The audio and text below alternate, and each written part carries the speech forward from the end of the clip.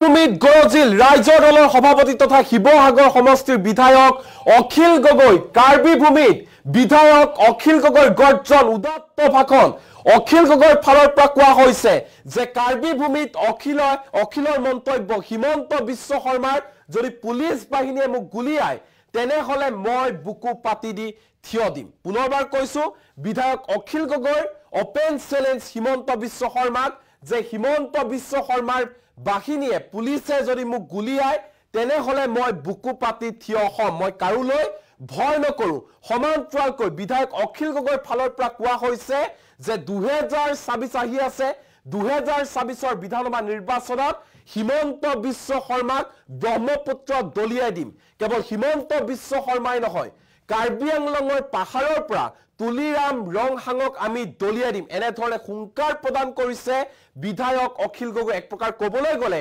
2026ৰ বিধানসভা নিৰ্বাচনলৈ এতিয়া বহু মাহ বাকি আছে কিন্তু তাৰ পূৰ্বে এতিয়া 2026ৰ নিৰ্বাচনৰ ৰণদংকা বজাই দিছে বিধায়ক অখিল গগৈয়ে তুলিৰাম ৰংহাঙৰ বিৰুদ্ধে আন্দোলন ঘোষণা কৰিছে সমান্তৰালকৈ অখিল গগৈৰ স্পষ্ট কথা হিমন্ত বিশ্ব শৰ্মাৰ পুলিচে গুলিয়ালে মই বুকু পাতি থিয় হম আৰু বিধায়ক অখিল গগৈৰ এই যি মন্তব্য তাৰ পিছতে ব্যাপক চৰ্চা লাভ কৰিছে সমগ্ৰ ৰাজ্যত অখিল গগৈৰ এই হুংকাৰে ফুলপেটৰ মাধ্যমত এই মুহূৰ্তত লৈ আহিছো আটাইতকৈ ডাঙৰ খবৰ অখিল গগৈৰ গৰ্জন নৰেন্দ্ৰ মোদী আৰু হিমন্ত বিশ্ব শৰ্মাৰ দালাল হৈছে তুলিৰাম ৰংহাং হৈছে হিমন্ত বিশ্ব শৰ্মা আৰু নৰেন্দ্ৰ মোদীৰ দালাল তুলিৰামে টকা খায় কাৰ্বি মানুহবোৰে গাড়ী মটৰৰ ধুলি খায় অখিল গগৈৰ মন্তব্য যে তুলিৰাম ৰংহাঙে টকা খায় কিন্তু কাৰ্বি পাহাৰৰ মানুহবোৰে গাড়ী মটৰৰ ধুলি খায় হিমন্ত বিশ্ব শৰ্মাৰ পুলিচে গুলিয়ালে মই বুকু পাতি থিয় হম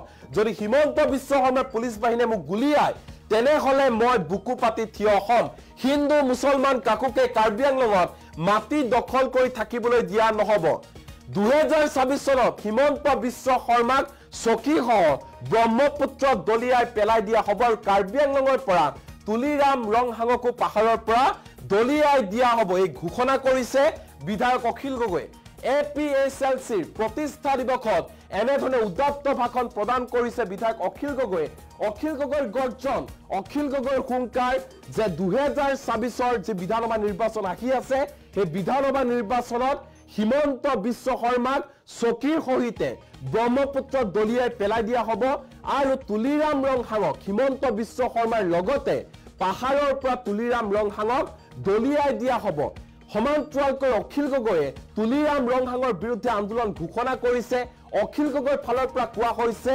তুলিৰাম ৰংহাঙৰ বিৰুদ্ধে জাগিবৰ হল কাৰ্বি ভূমিত থকা প্ৰতিজন কাৰ্বি লোকে জাগিবৰ হল তুলিৰাম ৰংহাঙৰ বিৰুদ্ধে কিয়নো তুলিৰাম ৰংহাঙে অতদিনে দালালি কৰি আছে তুলিৰাম ৰংহাঙে টকা খাই আছে কিন্তু কাৰ্বি ভূমিৰ মানুহবোৰে কেৱল মাত্ৰ গাড়ী মটৰৰ ধুলি খাই জীৱন নিৰ্বাহ কৰি থাকিবলগীয়া হৈছে সকলোকে তুলিৰাম ৰংহাঙৰ বিৰুদ্ধে আন্দোলন কৰাৰ হুংকাৰ প্ৰদান কৰিছে আহ্বান জনাইছে বিধায়ক অখিল গগৈয়ে আৰু দিছপুৰ আহিবলৈও আহ্বান জনাইছে বিধায়ক অখিল গগৈৰ এটাই কথা যদিহে হিমন্ত বিশ্ব শৰ্মাৰ পুলিচ বাহিনীয়ে গুলিয়ায় তেনেহলে বুকু পাতি থিয় হম বুলি হুংকাৰ প্ৰদান কৰিছে বিধায়ক অখিল গগৈ এই মুহূৰ্তত অখিল গগৈৰ মন্তব্য আছে কি কৈছে মন দি শুনক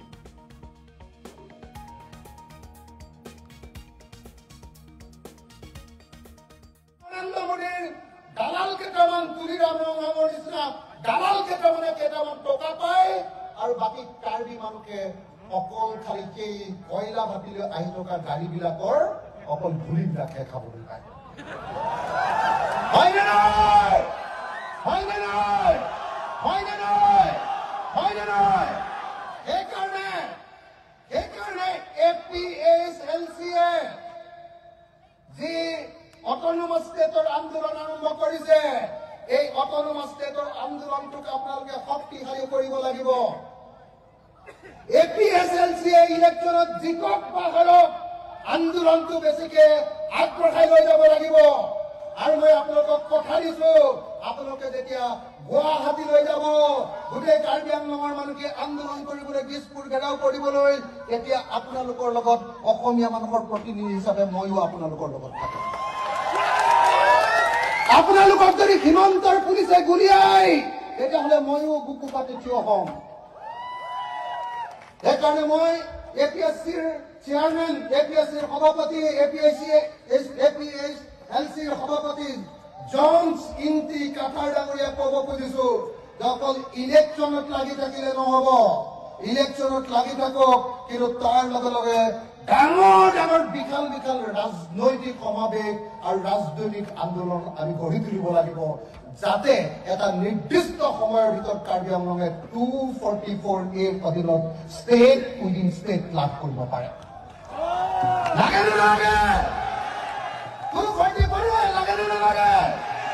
ষ্টেট উইদিন ষ্টেট লাগে নে নালাগে?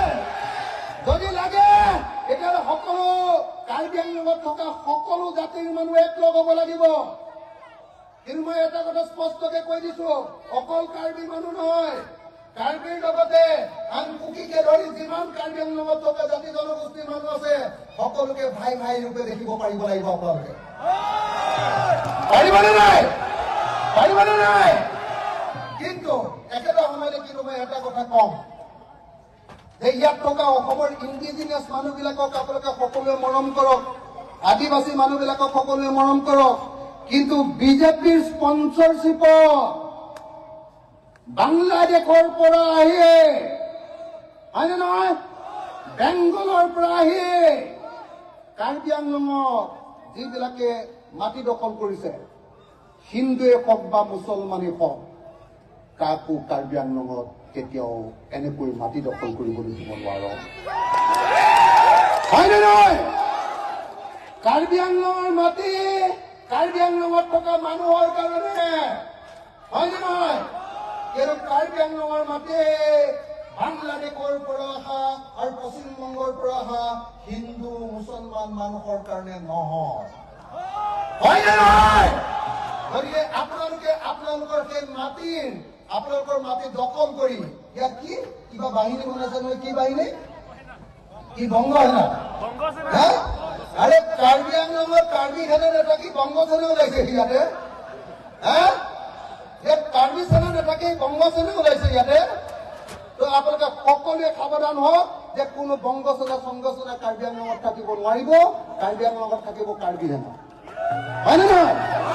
কাৰ্বি আংলঙত থাকিব ইণ্ডিজিনিয়াছ সেনা, হয়নে নহয়? ভূমিপুত্ৰৰ সেনা। ইয়াত কাৰ্বি মানুহ আৰু অসমৰ পুৰণি খিলঞ্জীয়া মানুহৰ অধিকাৰ থাকিব, ইয়াত কেতিয়াও বিদেশৰ পৰা অহা মানুহৰ অধিকাৰ থাকিব নোৱাৰে, হয়নে নহয়? শ্ৰদ্ধেয় ৰাইজ, মই 26 অক্টোবৰ তাৰিখৰ পৰা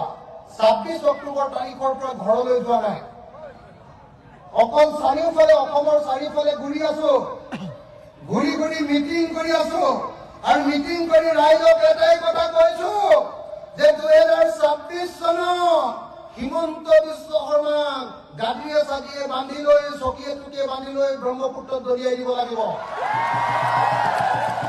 লাগিবনে নাই? লাগিবনে নাই? লাগিবনে নাই? আৰু লগতে যেতিয়া হিমন্ত বিশ্ব শৰ্মাক দলিওৱা হ'ব, তাৰ লগত আৰু এখন সৰু চকী আৰু এটা মানুহক বান্ধি লোৱা হ'ব। কোন বাৰু? কাৰ্বি আংলঙৰ পৰা আৰু এটা মানুহক বান্ধি লোৱা হ'ব। তুলিৰাম ৰঙাগকো একেখন হিমন্ত বিশ্ব শৰ্মাৰ কাষতে থকা চকী এখনত, হয়নে নহয়, বান্ধি লোৱা হ'ব। আৰু অসমৰ চব মানুহবিলাকে কাৰ্বি, ডিমাচা, কুকি চব মানুহবিলাকে এনেকে ধৰি ব্ৰহ্মপুত্ৰলৈ এনেকে দলিয়াই, হয়নে নহয়? হয়নে নহয়? মই সকলো ৰাইজকে 26 চনৰ নিৰ্বাচনত একো নেচাবৰ কাৰণে কেৱল আৰু কেৱল APSLCক ভোট দিবৰ কাৰণে মই আপোনালোকক আহ্বান জনাইছো। আৰু মই নিজে আহি 26 চনৰ ইলেকশ্যনত APSLCৰ কাৰণে কেম্পেইন কৰিম। আপোনালোকৰ ঘৰবিলাকলৈ যাম, আপোনালোকৰ গাঁৱলৈ যাম, আপোনালোকৰ পাহাৰলৈ যাম, আৰু কাৰ্বি আংলঙৰ পৰা তুলিৰাম ৰঙাগক পাহাৰৰ পৰা দলিয়াই দিয়াৰ ব্যৱস্থা গ্ৰহণ কৰিম। হ'বনে? হ'বনে নহ'ব?